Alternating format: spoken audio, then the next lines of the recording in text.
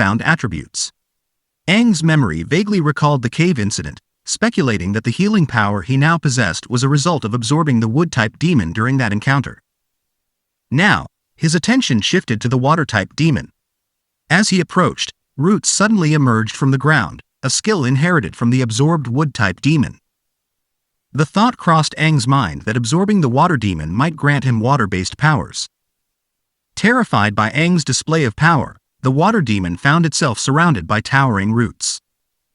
Aang, elevated on a platform made of wood, gazed down upon the water demon like a king on a throne observing a peasant. Excitement filled Aang as he anticipated exploring the full extent of his newfound demonic abilities. Chapter 17. Upon learning of Aang's intention to absorb it, the water demon grew even more terrified. Amused by the unprecedented fear displayed by the demon, Aang, utilizing his wood-type power, propelled himself towards it in an instant. He taunted the demon to unleash its full force to test his newfound demonic abilities. Despite its confusion about Aang's identity, the water demon attacked. Aang effortlessly blocked the assault and prepared for a counterattack, recalling the wood-type skill he inherited from the absorbed demon. Roots resembling tentacles emerged from the ground, swiftly restraining the water demon.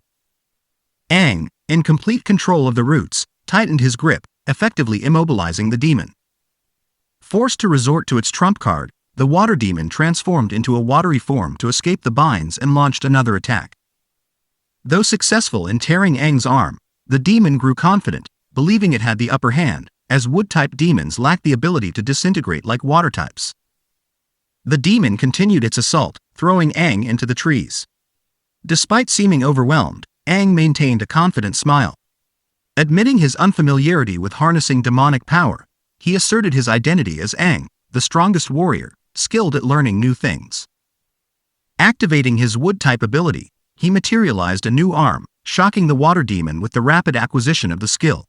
Prepared for retaliation, Aang lunged towards the water demon, utilizing protruding roots from the ground he summoned to accelerate himself. Simultaneously, he used the roots to grab the demon's foot, hindering its movement. In an instant, Aang reached the demon, face to face, and seized its head. Slowly sinking his fingers into the water demon's skull, he infused its insides with wood-type energy. Similar to Lu's skill, the water demon imploded due to the overwhelming energy Aang fed it. However, as the demon was able to disintegrate itself into a watery form, it reformed and attempted a surprise attack from behind. Anticipating the move, Aang summoned sharp wooden roots from the ground, impaling the demon and preventing any unexpected assault. Ensuring the separation of the demon's core from its body, Aang left the water demon reaching at its blue core in despair, realizing its imminent demise. Aang quickly snatched the blue core before the demon could grasp it, solidifying the possibility of absorbing its water powers. In moments, the water demon perished, dissolving into liquid form, unable to materialize again due to the absence of the demon core. Holding the blue core above him, Aang shattered it, releasing a blue liquid. Without hesitation, he consumed the essence of the water demon, allowing the demonic thoughts to invade his psyche. Chapter 18. Aang remarked that the water demon's essence didn't taste as repugnant as expected. He cast a brief glance at Lu, who lay unconscious beneath the healing dome he had conjured. Suddenly, Aang underwent a remarkable transformation, assuming a liquid form and flowing towards Lu. There, he rematerialized into his original body, similar to the water demon's ability. However, this time, his appearance differed significantly. His eyes mirrored those of the eight-finned demon, glowing yellow and condescending as he gazed upon Lu.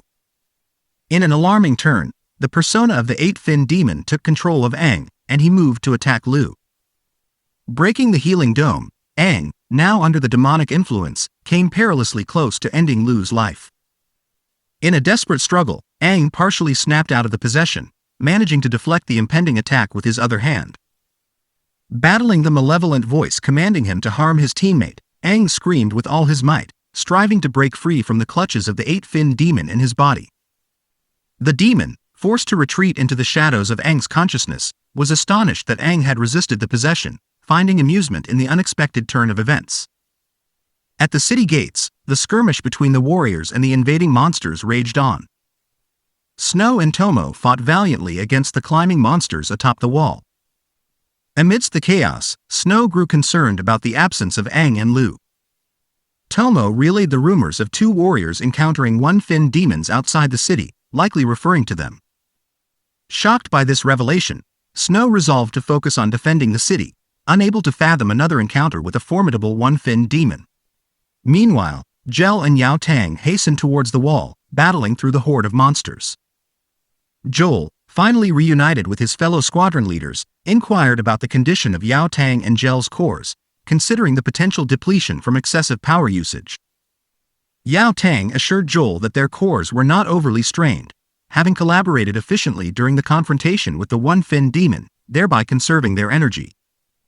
Seeking guidance for their next move, Gel turned to Joel. Joel noted that with Yao Tang and Gel successfully eliminating one of the one-fin demons and the other retreating deep into the forest, the no-fin monsters had significantly decreased. Left without a commander, these monsters now attacked aimlessly.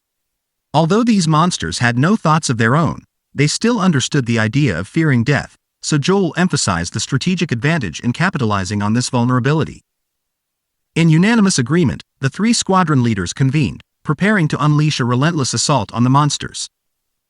As they huddled together, they powered up and executed a synchronized attack, showcasing the explosive force inherent in their collective might. Yao Tang candidly admitted that if their cores and bodies had no limitations, he would be capable of maintaining the formidable form and continuing to vanquish demons. Not to be outdone, Joel, fueled by a desire to match Yao Tang's prowess, demonstrated the power of the Blue Agility Core. He effortlessly dispatched the monsters in an instant, leaving Snow and Tomo in awe as they witnessed the formidable display of their squadron leader's abilities.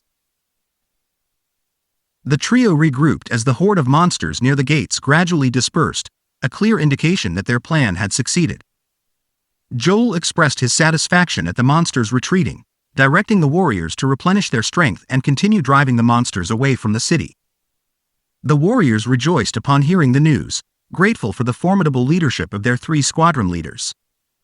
However, amidst the celebration, Joel suddenly sensed a foreboding presence. He urgently warned the others, sensing a terrifying force approaching. Gel and Yao Tang also detected the ominous energy and speculated whether it was the other one-fin demon that had retreated into the woods. Behind the dissipating fog that veiled the figure, a glowing red core can be vaguely seen. Shock and disbelief gripped the trio as they witnessed this unexpected sight. As the figure drew closer, the monsters made way, and the fog dissipated, revealing none other than Aang, carrying the unconscious Lu in his arms. Chapter 19. Aang strolled undisturbed amidst the menacing monsters, making his way toward the city gates, with Lu cradled in his arms. The demonic horn and claws that had manifested earlier had vanished, seemingly revealing his return to his original human appearance. The squadron leaders are bewildered, grappled with the mystery of Aang's survival and the fate of the other one-fin demon. Joel, alarmed by Aang's seemingly casual approach amid the monster horde, recognized the ongoing threat and the potential danger to Aang. Yao Tang, understanding the situation, swiftly moved to aid Aang and prevent the monsters from attacking him. As the monsters leapt forward to attack Aang, he halted, stared at them with a menacing glare showing his yellow demonic eyes, commanding them to be gone. Responding to his monstrous energy, the monsters instantly recoiled. One particularly terrified demon even bowed to Aang before hastily retreating. Witnessing this astonishing display, the other monsters followed suit, hastily retreating from Aang. Yao Tang and Gel, en route to assist Aang, halted in their tracks, astonished by the surreal scene unfolding before them. The warriors within the city gates, noticing the sudden retreat of the invading monsters, erupted in celebration once again, attributing the victory to their three squadron leaders. However, the squadron leaders, hearing the gratitude, harbored doubts about their role in the monsters' withdrawal. Yao Tang, in particular, suspected that Aang played a crucial part in this unexpected turn of events. As Aang approached the trio of squadron leaders, he dropped to his knees, drained of his remaining energy, and collapsed, dropping Lu in the process. His vision blurred, and consciousness slipped away. His last sight before succumbing to unconsciousness was the squadron leaders hurrying to his aid. In a shadowy, otherworldly realm, Aang awoke, finding himself lying atop a massive demonic skull. The haunting